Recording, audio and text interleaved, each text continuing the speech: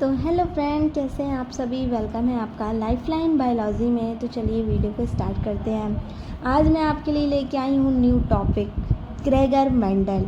आज हम बात करेंगे एक बहुत बड़े वैज्ञानिक की। आज आप जानोगे कि ये वैज्ञानिक कौन थे, इन्होंने कैसे शुरुआत की। जैसे कि मैंने पहले वीडियो में बताया आप लोगों को कि बायोलॉजी की शुरुआत कैसे हुई। कई सारे वैज्ञानिकों का योगदान था, उनके बीच एक वैज्ञानिक ये भी थे जिनके बारे में मैंने आपको बताया था, मेंडल के बारे में आपको बताया था।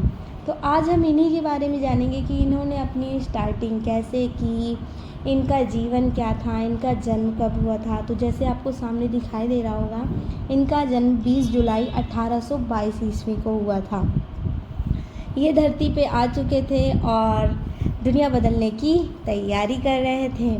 तो धीरे धीरे ये बड़े हुए और इन्होंने बहुत बड़ा जीव विज्ञान का जनक माना जाता है, यानी कि फादर ऑफ जेनेटिक का जनक माना जाता है इन्हें।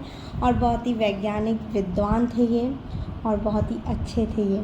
तो चलिए वीडियो को स्टार्ट करते हैं। आज मैं स्टोरी के थ्रू आपको बताऊंगी कि ये इनका जो लाइफ साइकिल थी इनकी कैसी रही और लाइफ इनकी कैसी रही, कैसे बीता इनका जीवन, इन्होंने क्या क्या किया अपने जीवन में। तो आज चलिए मैं स्टार्ट करती हूँ।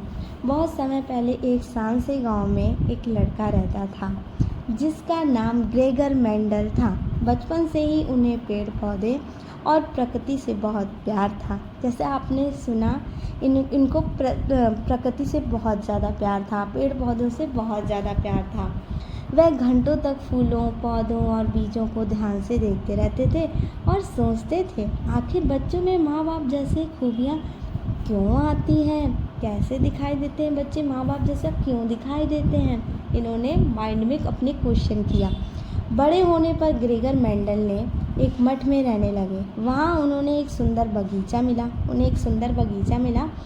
उन्होंने तय किया कि वह मटर के पौधे पर प्रयोग करके इस रहस्य को समझेंगे। जैसे आपने देखा, उन्होंने क्यों से शुरुआत की, ज्ञान की असली शुरुआत क्यों से शुरुआत होती है ज्ञान की। तो इन्होंने क्यों अपने माइंड में लेके आए और देखो बायोलॉजी के आज बहुत बड़े विद्वान वैज्ञानिक बन गए। उन्होंने अलग अलग तरह के मटर के पौधे चुने, यानी कि पहले पौधे चुने।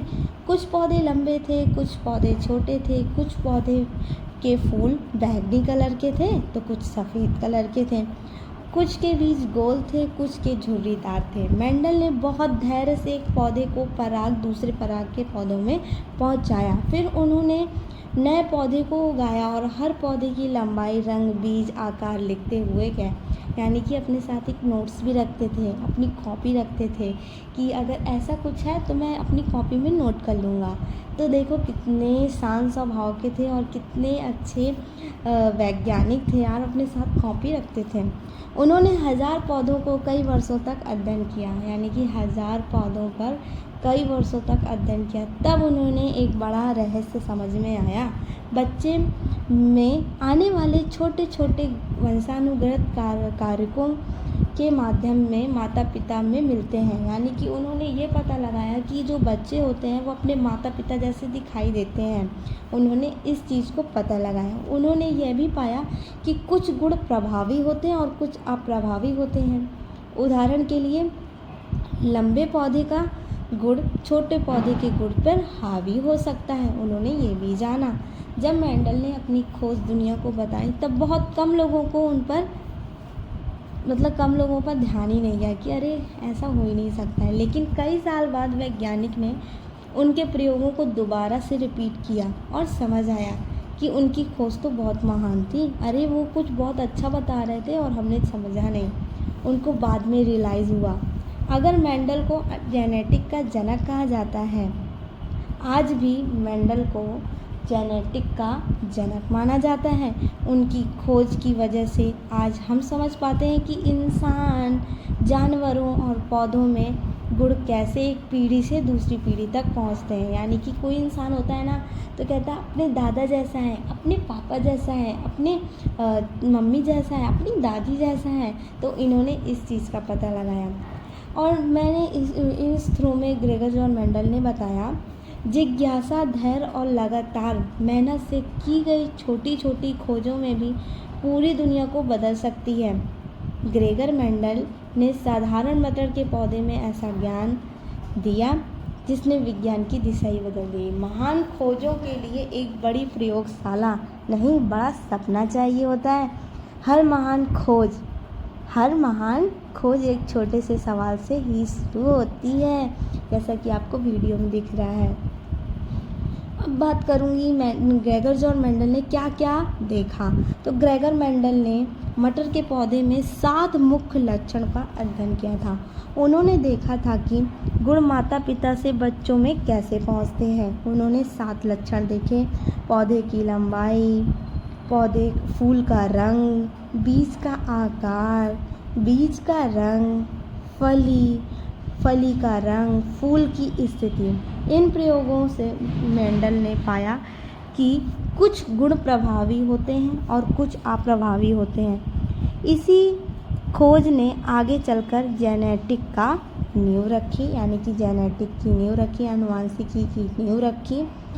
और आगे मैं बताऊंगी आपको इन्होंने क्या क्या किया। ग्रेगर मेंडल ने मुख्य रूप से ये चीज़ें पसंद थी, जो ग्रेगर जॉन मेंडल को ये चीज़ें पसंद थी, मैं आपको बताऊंगी। पौधों का अध्ययन, उन्हें पेड़ पौधों को उगाना और उनकी विशेषताओं को देखना बहुत पसंद था, यानी कि उनको पेड़ पौधों से बहुत ही लगाव था।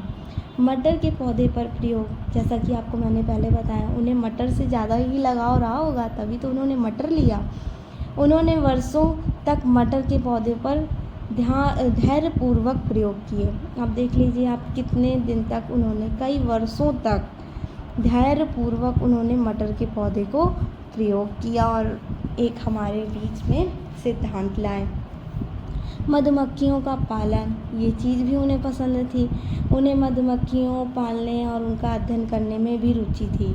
मैं ये उनको बता रही हूँ कि वो क्या लाइक करते थे। पढ़ाई और विज्ञान, उन्हें विज्ञान से लगाव था। उन्हें गणित, प्रकृति विज्ञान और नए ज्ञान की खोज करना पसंद था। उन्हें नोट्स लिखना पसंद था। उनको नोट्स लिखना बहुत अच्छा लगता था, क्योंकि वे हर समय प्रयोग का परिमाण बहुत सावधानी से लिख कर रखते थे। यानी कि कुछ भी चीज़ उनको, जैसे आज उन्होंने ये पढ़ा तो वो अपनी नोट्स में लिखते थे।